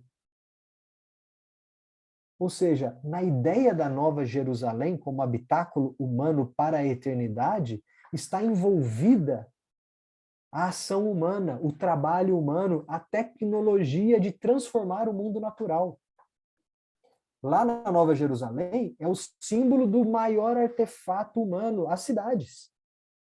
São as construções da época. Lembra que a gente ainda está falando de uma época antiga, onde as cidades eram as maiores coisas que o ser humano construía. Agora, olha que interessante. Olha os paralelos. Nós vamos sair do paraíso para uma cidade restaurada. Só que nós teremos os nossos mandatos e os relacionamentos restaurados na nova cidade. Eles não precisam do paraíso para existir. Mesmo na Nova Jerusalém, eles vão existir. De que forma? Nós vamos nos relacionar com Deus diretamente de novo. De que modo? Agora Jesus Cristo está sentado no trono, no meio da cidade. Ele habita conosco. Olha Deus habitando com o homem em presença novamente. E agora Cristo faz o papel. Ele que resgatou. Ele que intermediou a ligação. Ele está lá, no centro. Ele está dizendo assim, ó, vocês só estão nessa cidade restaurada aqui por causa de mim. E a relação que vocês têm com o Pai é através de mim. Olha aqui as marcas do prego na minha mão. Então, Cristo sentado no trono na Nova Jerusalém é Deus caminhando com Adão no cair da tarde. É o relacionamento espiritual restaurado. Ok? O que sumiu, hein? Sumiu alguma coisa do paraíso que não está, não existe na Cidade Santa. A árvore do bem e do mal, não é? Não está mais lá. Quem que é a sabedoria de Deus agora? Quem que é o Logos divino? É o próprio Cristo. Então, no Cristo governado está a relação com Deus e a sabedoria, o Logos comunicado. A árvore, o símbolo da árvore do conhecimento do bem e do mal, estão ali representados na figura de Cristo. Olha os paralelos. Ele é suficiente para nos dar sabedoria e conhecimento de Deus. É essa a mensagem. Agora, a árvore da vida continua lá, né? Se a gente ler a descrição da Nova Jerusalém, eis que a árvore da vida cresce na margem do rio, o rio de cristal que corta a cidade. A árvore da vida está lá. E aí, qual que é o papel, o símbolo da árvore da vida? É a vida eterna. É aquela árvore que restaura a nossa vida para sempre. Ela é o símbolo da manutenção da vida humana no espaço-tempo. Porque nós somos seres temporais. A gente precisa andar, o tempo passa para a gente. A gente, para ir de um lugar para o outro, precisa caminhar. A gente vive no espaço e no tempo. E sempre viveremos. Na Nova Jerusalém também. Não vai ter teletransporte. Você ainda é um ser limitado na realidade criada. A diferença é que na condição de paraíso e de Nova Jerusalém, lá na glória, Deus nos mantém vivos eternamente, através do símbolo da árvore da vida. O que isso significa, gente, fisiologicamente? Nós vamos ter que comer de uma árvore todo dia para viver eternamente? Não sei, não dá para especular além disso, tá? Mas é um símbolo da preservação da vida eterna. Entenda uma coisa, para mim, eternidade é muito mais do que tempo infinito. Não é só tempo infinito. É algum conceito mais profundo que o ser humano não compreende ainda, que é ter vida eterna. Eu entendo que é sim viver para sempre com Deus em alegria, mas é mais do que só achar que o tempo vai durar para sempre. Bom? Mas não vamos falar desse assunto aqui não, que isso é bem profundo. Agora, olha o terceiro mandato. O nosso relacionamento com a natureza, com a criação, continua existindo na Nova Jerusalém. Gente, nós vamos continuar desenvolvendo tecnologia. Se hoje, a semana passada, né? Essa semana, na verdade, o homem consegue fazer voos espaciais, não é? Já estamos mandando turistas para o espaço agora. Eu estou sonhando com o que a gente vai fazer quando a gente chegar lá na Nova Jerusalém sem o pecado no mundo. Eu estou doido para dar um passeio na galáxia, para ir no centro da Terra. Eu estou doido para fazer, sabe? É uma satisfação que o ser humano busca, porque ele é criador igual a Deus, ele é curioso, ele tem cognição, ele absorve informação. Deus fez um mundo inteligível e deu inteligência ao ser humano. Isso nos traz satisfação e prazer e glorifica a Deus. É como se Deus tivesse feito um parque de diversões cheio de brinquedos que nunca se esgotam e soltado o homem lá para brincar. É assim que eu vejo ciência e tecnologia. Só que agora a gente está brincando ao mesmo tempo que a gente briga com os nossos amigos, briga com o dono do parque e destrói os brinquedos do parque. Um dia a gente vai brincar direito, lá no Play Center. Play Center é antigo, né? No Hop Hari. Então, meus queridos, tentem enxergar comigo aqui esses três movimentos. O Éden como símbolo do jardim do paraíso. A cidade corrompida como símbolo da queda. A cidade restaurada, Nova Jerusalém, como símbolo da glória e o estado de paraíso restaurado. Os mandatos que a gente tinha antes, nós continuaremos tendo para sempre, eternamente depois, porque eles serão restaurados. Mas Deus não pretende apagar a história humana, apagar o esforço humano, apagar o trabalho que o ser humano foi abençoado para colocar no mundo. E tem colocado no mundo desde sempre. Às vezes para o bem, às vezes para o mal. Às vezes servindo a Deus, às vezes servindo a si mesmo. Às vezes contra um irmão, contra uma pessoa, às vezes a favor de uma pessoa. A moralidade foi corrompida. E, por consequência, o cosmos todo geme as consequências do pecado e aguarda o dia em que seremos todos restaurados. Pois bem, conclusão? A tecnologia, então, meus queridos, fale lá para os seus adolescentes e trabalhe com eles e dê exemplos práticos e faça avaliações introspectivas, deixe os adolescentes perceberem isso e não só teoricamente serem informados disso. A tecnologia muda as nossas vidas pelo hábito, porque ela vai mudando a maneira como a gente vive e vai mudando a maneira como a gente vê o mundo. E o que a gente tem que combater é não deixar que essa tecnologia vire um ídolo. É combater, então, o tecnicismo, que é um ídolo bem presente da geração atual. Porque isso é uma visão de mundo, substitui Deus pelo homem, e é uma abordagem equivocada e perigosa da tecnologia. Agora, quem tem responsabilidade de falar contra o tecnicismo e não contra a tecnologia? O próprio cristão. O cristão tem que mostrar isso para o mundo. E aí tem várias esferas de atuação. Quando você está falando dentro da igreja, como nós estamos falando aqui hoje, eu tento mostrar para vocês que existem fundamentos bíblicos, teológicos, para a tecnologia, que ela é boa, porque Deus fez ela assim. Quando eu falo com a igreja, eu tenho que desenvolver esses argumentos.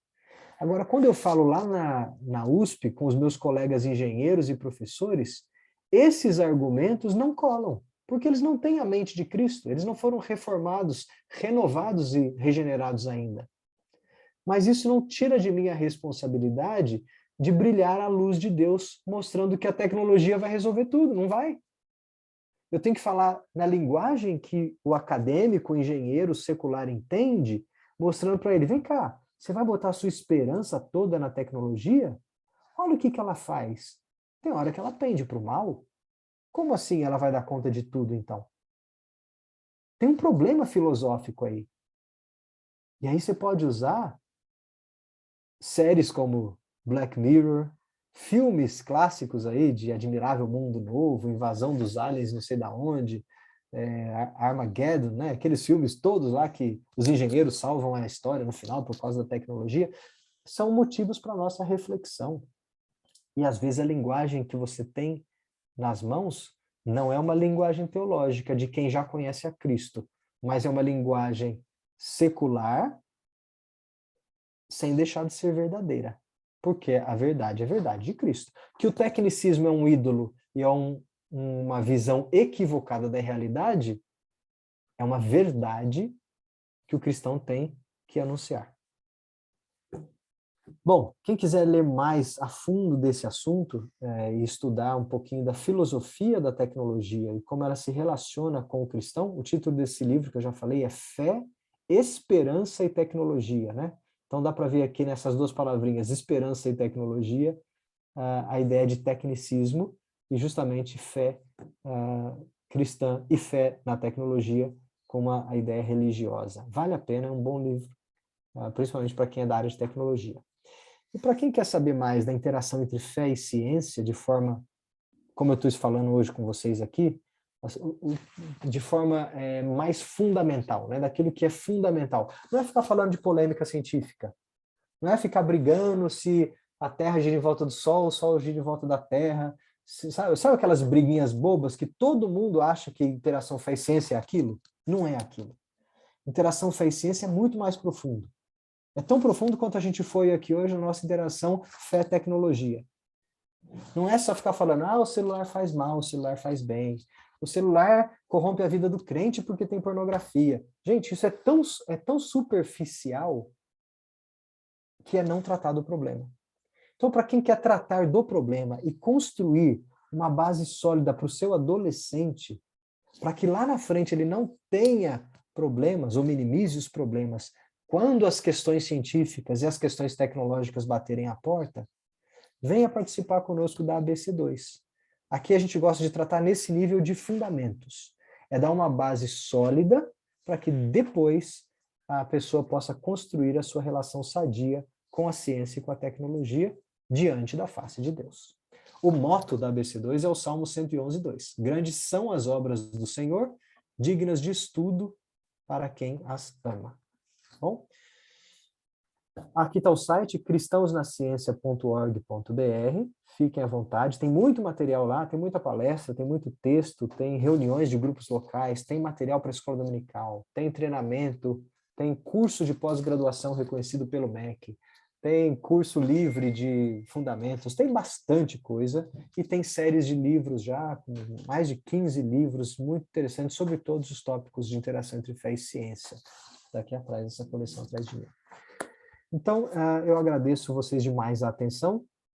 Espero que tenha sido útil para a nossa reflexão nessa noite. Obrigado, Paula, pelo convite, mais uma vez, e estou sempre à disposição para a gente conversar. Se ainda tivermos tempo, Paula, devolvo a palavra, fique à vontade. Obrigado. Nós é que te agradecemos novamente, Gustavo. Às vezes eu fico pensando, sabe, irmão, não é menosprezando, não, muito pelo contrário, porque eu aprendi há muitos anos que a gente tem que valorizar as pessoas que se interessam, né? Mas eu fico pensando assim, essa assinatura nossa do Zoom, ela comporta 100 lugares, né? E nós tivemos aqui no pico 24 pessoas, todos nós.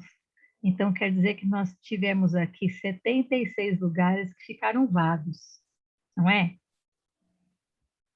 Deve ter alguém que precisava ter ouvido para poder lidar melhor lá na igreja, em casa, e não entrou, né? Porque nós abrimos para todos poderem participar gratuitamente. Então, às vezes a gente precisa também ser despertado para algumas coisas, né, irmãos?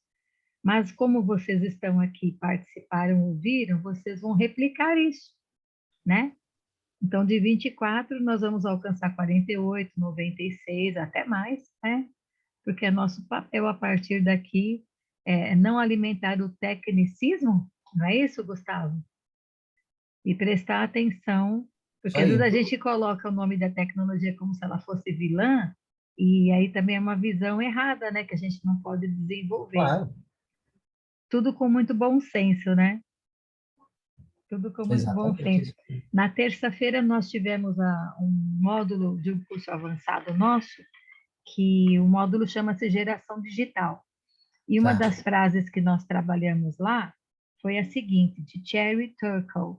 Ele diz assim: a tecnologia excessiva entra na vida das pessoas quando as relações humanas não ocupam o seu devido lugar. E é justamente isso que nós estamos ali discutindo, né? O que fazer diante do desafio da geração digital, né? Porque os líderes, a maioria não é da geração digital e tem dificuldade para É, entendê-la 100%, né? o Paula, tem um estudo que eu tenho estudado, esse estudo é uma pesquisa recentemente, que vai tentar levantar razões e fazer um mapeamento de como é que a geração atual tem abandonado a igreja, às vezes abandonado a fé, né? Uhum. Depois eu mando o link, tem alguns, se alguém procurar meu nome no YouTube, vai achar essas palestras lá. Chama Perdemos uma Geração. Estamos perdendo uma geração, algo assim. Procura Ótimo. lá que você vai achar. Agora, o lance é o seguinte, esse estudo, feito com milhares de adolescentes e jovens entre 15 e 29 anos, chegou à seguinte estatística: 3 a cada 5 jovens abandonam a igreja na transição para a vida universitária, ou seja, cresceram na igreja, como filhos da igreja, e na transição para a vida adulta, entre os seus 15 e 29, 3 em cada 5 abandonam a igreja, alguns abandonam a fé. Ok? Bom, isso é uma estatística. Na sua igreja pode não ser assim, em outras igrejas pode ser pior, mas é uma estatística que tem uma baixa incerteza porque ela pega muita gente. E apesar de ser uma pesquisa feita nos Estados Unidos, reflete bem o contexto da igreja ocidental. Os nossos problemas e anseios não são muito diferentes do americano, do adolescente americano hoje. São bem parecidos. Agora, o lance é o seguinte, ele faz o autor dessa pesquisa faz uma análise mostrando que a geração, que ele chama de geração mosaico, atual, tem uma disruptura tão grande na maneira de encarar o mundo com a geração anterior, a ponto de não ter uma continuidade de compreensão entre as gerações. Ele vai falar o seguinte: aqueles que nasceram lá nos anos 40, no pós-guerra, talvez a geração dos nossos avós, dos meus avós, né, que foram adolescentes naquela época, ele chama da geração idosa, são os que são idosos hoje. E aí tem a geração da explosão, que são aqueles que nasceram na explosão da revolução sexual dos anos 60, 50. Isso, E aí tem os mosaicos, que são filhos dessa geração. Estou falando de avô, isso. pai e filho. Né? Aham. Ele vai falar o seguinte: a diferença de mentalidade, na maneira de ver o mundo, entre avós e pais, era diferente, mesmo com a revolução sexual dos anos 60, mas é muito parecida quando a gente compara a diferença entre pais e filhos. Ok? Então tem uma disruptura muito grande para a geração que é jovem hoje. Por que ele vai falar isso? Porque mudou a maneira como a gente lida com informação. Tem uma crise de autoridade. O jovem, o adolescente hoje não reconhece estruturas de autoridade. Não estou falando de autoridade, eu mando e você obedece, não. É assim, quem tem lugar de fala? Quem pode falar de uma verdade? O que é a igreja? É só uma instituição de homens. O que é um governo? Quem falou que eu sou brasileiro? Eu só nasci aqui. Entendeu? Esses conceitos que para a geração anterior eram muito bem definidos, hoje são muito fluidos, muito voláteis. Então, e ele vai falar o seguinte: a dificuldade que um adolescente, um jovem, tem de entender a mente dos seus pais, a maneira como os pais enxergam o mundo, é tão grande quanto a dificuldade que os pais têm de entenderem a mente dos adolescentes agora. Tem um abismo ali. Sim, tem mesmo. Então, os pais estão mais perto dos avós do que dos filhos. Entendeu a ideia? Hum. E aí ele vai falar o seguinte: nunca houve na história da humanidade moderna um hiato tão grande, ou seja, uma diferença tão grande por conta da informação, da internet, da modernidade que chegou atravessando a vida dessa geração agora. De modo que exige um esforço muito grande para a gente dar conta de tentar enxergar o mundo com a cabeça do jovem atual. Sim. Exige um esforço além da conta. E às vezes a gente não vai entender. Porque conceitos nossos muito bem definidos, família, autoridade da igreja, nacionalidade, para eles são conceitos muito fluidos. Se você perguntar, Sexualidade. sexualidade. Então, se você perguntar para um jovem assim hoje, eu tenho uma licença do Netflix. Você compartilharia a sua conta do Netflix com o seu amigo? Ele vai falar, claro, por que não? É meu amigo. Mas isso não é ilegal? Ah, quem está falando que é ilegal? Eu estou pagando, eu dou para o meu amigo. A noção de autoridade ou de legalidade é muito menor do que as afinidades de amizade. Então ele não pensa duas vezes antes de copiar um jogo, de fazer uma cópia de um software pirata, distribuir uma música ou distribuir uma senha de Netflix. Não pensa, porque isso para ele está num outro conceito. E não adianta você argumentar com ele dizendo, mas isso é errado, isso é ilegal. Esse conceito para ele é bulhufas, não faz sentido, entendeu? O que Então, faz sentido é ter relacionamento, né? o relacionamento, ao mesmo tempo que o jovem e o adolescente, ele é muito, muito, muito, muito é, é, ligado a relacionamentos de amizade, ele é extremamente raso nas suas amizades. Entendeu? Então, ele não tem relacionamentos profundos, e aí esse é o ponto central da pesquisa, ele não tem relacionamentos de mentoria. Então, o resultado final da pesquisa é o seguinte, da pesquisa não, da resposta ao problema. Os adolescentes hoje têm muitos amigos, mas uma dificuldade extrema de terem amigos adultos, ou seja, da geração anterior, além dos seus pais, que lhes sirvam de mentores, ou de exemplos, ou de referência. O que era comum para a geração anterior, de ter um adulto como referência, vai lá morar com seu tio que você vai aprender alguma coisa com ele lá de negócio, né? Vai fazendo, se espelha no fulano. Para a geração atual, não. É assim, vale o status, o relacionamento e a fidelidade com os amigos. Então, assim, tem muita coisa ali, e essa pesquisa vai destrinchar as 6 razões principais que estão levando os jovens a saírem da igreja, através de consultas e entrevistas com os que saíram da igreja. Eu não estou dizendo que eles têm razão nos argumentos, ok? Eles podem estar errados nos motivos que eles saíram.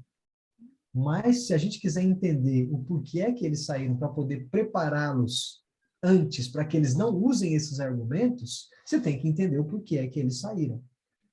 E quando você faz uma pesquisa de massa, você tem um valor na informação coletiva. Você está tentando ler uma mente comum. Então, eu acho que tem muito valor nessa pesquisa para ensinar a gente a lidar com jovens e adolescentes hoje. Bom, eu Ótimo. gravei três vídeos desse material, 3 aulas, só que cada um tem 2 horas de duração. Então, ficou muito longo em umas palestras que eu dei recentemente. Então, se você achar no YouTube, vão ser 3 vídeos, parte 1, parte 2 e parte 3, só que eles são longos. Então, se você quiser assistir, use a tecnologia, coloque a velocidade 2 vezes lá e encare. Mas, senão, eu acho que é um ponto muito interessante para vocês abordarem e discutirem aqui, olhando da perspectiva de quem saiu. Sim. Roseli, a nossa aluna Roseli, já colocou a parte 3 lá, mas agora ela vai procurar a 1 e a 2 também, viu, Roseli? Ela já colocou no grupo o link. Comecem pela 1, senão não faz Isso. muito sentido. Gustavo, antes de você se despedir, tem muitos elogios aqui, viu, no chat para você, mas tem a Espero que Dalite fez uma pergunta, você consegue acompanhar para responder e a gente encerra. achei. Já passamos um bocadinho, mas dá para acho que para responder essa pergunta, né? Hoje o adolescente dorme e acorda no celular. Fazem grupos de pessoas desconhecidas e entram em jogos e passam a maior parte do tempo jogando e conversando com pessoas, na maioria das vezes, desconhecidas. Às vezes nem comem nem dormem por causa do celular. O senhor tem algum conselho ou dica de como intervir? Olha, Dalit, eu tenho filhos crianças ainda. Eu não tenho experiência. Espero aprender com você também como é que intervém, porque eu vou precisar disso daqui a pouco. Mas eu tento responder da seguinte forma. Tem ações que os pais tomam, como, por exemplo, né, dando o exemplo, que ensinam muito para os nossos filhos. E nós temos que exercer a autoridade paterna mesmo. Então, por exemplo, eu não... minha mais velha tem 9 para 10 anos, o mais novo tem 6. Nessa pandemia, eu dei um celular velho para eles brincarem de joguinhos em casa, mas não tem o chip para falar com outras pessoas, tá? Então ficam jogando aqueles joguinhos como se fosse um minigame, né?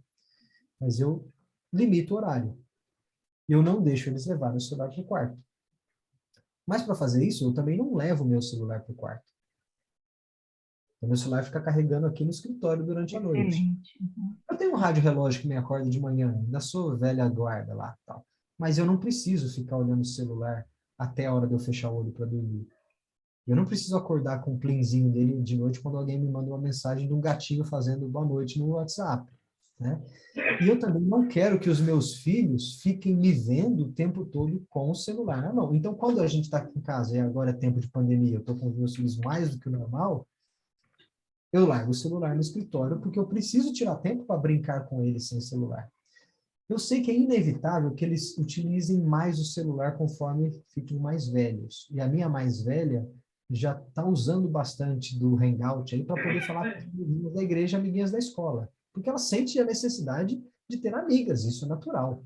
Só que a gente tem que tentar dar o exemplo e controlar o uso para que a tecnologia não cause o mal. É a mesma coisa de deixar o seu filho com acesso livre à caixa de bombom no armário. Você pode ensinar ele a comer um bombom depois da janta, mas chega uma hora que você tem que tirar a caixa de bombom e botar lá em cima do armário.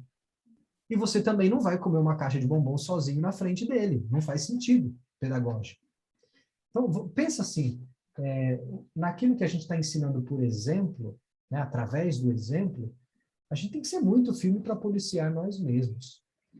E, ao mesmo tempo, o celular é só um elemento do relacionamento deles com a cultura.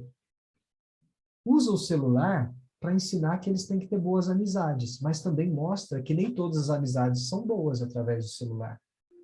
Tenta mostrar que é muito mais gostoso conversar com uma pessoa quando a visita vem na sua casa, que você vai desligar o celular e deixar na gaveta para poder sentar na mesa e comer uma pizza. Nas refeições da sua família, não leve o celular para a mesa, nem o seu. E conversa, mas também não é levar o celular e ficar lá quieto, assim, olhando para as crianças e todo mundo de boca fechada. Você tem que estimular algum tipo de conversação.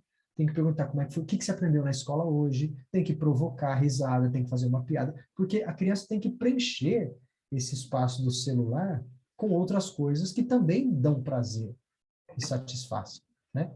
Então, tem muita estratégia pedagógica, e eu não sou um expert em educação de criança, eu estou aprendendo porque eu sou um pai de criança. Se me perguntasse ferramentas para lidar com universitários, talvez eu tivesse um pouco mais de experiência, mas eu acho que tem alguns princípios aí que ajudam bastante. Tem um livro que é o Pastoreando o Coração da Criança, se não me engano é do Paul Tripp, posso estar enganado. É do Paul Tripp, né? E tem também aquele livro do Gary Chapman, das 5 Linguagens do Amor, que é as 5 Linguagens do Amor para as Crianças. E eu gosto muito deles porque um deles vai dizer que você tem que trabalhar com a criança redirecionando o coração da criança, pastoreando não as atitudes da criança, não é policiar só o celular, mas é mostrar que o celular pode se tornar um ídolo que está atrapalhando o relacionamento dela com o papai e com a mamãe, com Deus, ou até o tempo dela de descanso. Não pode tomar o lugar de uma coisa importante da sua vida.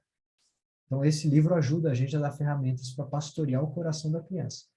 E o do Paul Tripp, o do Gary Chapman, ele ajuda você a ter linguagem para satisfazer esses anseios que o celular vai deixar. Porque você tem que preencher o tanquinho de amor da criança com alguma coisa. Então, não adianta você tirar o celular se a criança é vidrada e ela se comunica muito com o tempo de qualidade que ela passa no joguinho. Se você tirar o celular dela e não der tempo de qualidade, ela não substituiu aquilo por algo bom, né? Então, você tem que entender como é que a sua criança usa o celular, que linguagem que ela comunica amor, ok? E tentar se comunicar com seus filhos nessa linguagem. Mas eu paro por aí, o resto eu acho que é mais experiência de pais mais velhos para nos ensinar. Tá certo, querido. Obrigada, Gustavo, novamente, viu? Deus abençoe o seu lar. Acho que o pastor falou aqui, quem é o autor desse livro, pastor? Que eu mencionei, é isso? Do estudo, da pesquisa? Não, acho que ele quis dizer, com relação à palavra autoridade, né? Que é o Obrigado. autor, que é Deus, né? É isso, Entendi, pastor? entendi. É uma pegadinha aí, ó, uma É uma pegadinha. pegadinha. O pastor Vanderlei gosta de pegadinha. Gustavo, muito obrigada, meu irmão. Você enriqueceu muito nossa aula e com certeza o ministério desses queridos aqui, viu? Deus Obrigado, viu? Deus continue os te abençoe. abençoando. Vou pedir para o pastor Vanderlei orar pela tua vida e encerrar também esse momento, tá bom? Por favor. Pai amado, Deus bendito, nós te agradecemos por esse tempo que o Senhor nos deu aqui, ó Pai, tão rico, esclarecedor sobre a tecnologia, acima de tudo, a nossa fé no Senhor, ó Pai, na Tua palavra, ó Deus. Dá-nos sabedoria a usá-la de maneira que seja bênção para nós, para o próximo, ó Deus. Ó Pai, abençoe o Gustavo na sua vida, como pai, como marido, na sua profissão, ó Deus. Que a tua boa mão esteja sempre com ele, como tem sido, ó Pai, continue assim, ó Deus. Agradecemos por essa noite, pelos irmãos, 20 e tantas pessoas que participaram. O Senhor conhece a vida de cada um, os desafios que cada um tem aí pela frente, ó Pai. Abençoe a Paula na direção aqui do Pavel, ó Deus, sua vida, seu esposo, seus filhos, sua família, ó Pai amado. Carecemos do Senhor, ó Pai, necessitamos do Senhor e te louvamos porque o Senhor tem estado presente, nos abençoado e essa noite nos enriquecido, nos dado mais instrumentos para fortalecer a nossa fé, ó Pai. É o que agradecemos, é o que pedimos no nome de Jesus Cristo. Amém, Senhor. Amém. Olha, queridos, uma última coisa que eu vou dizer para vocês, um segredo do Gustavo. O Gustavo, um dia, ele já foi adolescente. E quando ele foi adolescente, ele teve líderes que se prepararam no PAV, inclusive, e ele é fruto disso, do trabalho que foi feito lá na igreja que ele congrega até hoje. Olha que bênção. Será que nós não podemos ter adolescentes assim também? Não é? Olha que futuro bom que a gente pode pensar que eles vão ter, né? Que Deus abençoe o testemunho dele, que eu faço questão de contar, porque é muito bom a gente ver os frutos, né? Os frutos que lá atrás foram plantadinhos, as sementinhas, e os frutos vão aparecendo, e hoje ele tem contribuído conosco para a formação de líderes também. Obrigada, viu, meu irmão? Boa noite a todos. Boa noite a todos. Deus abençoe vocês, viu? Boa noite. Tchau, tchau, tchau. Boa noite.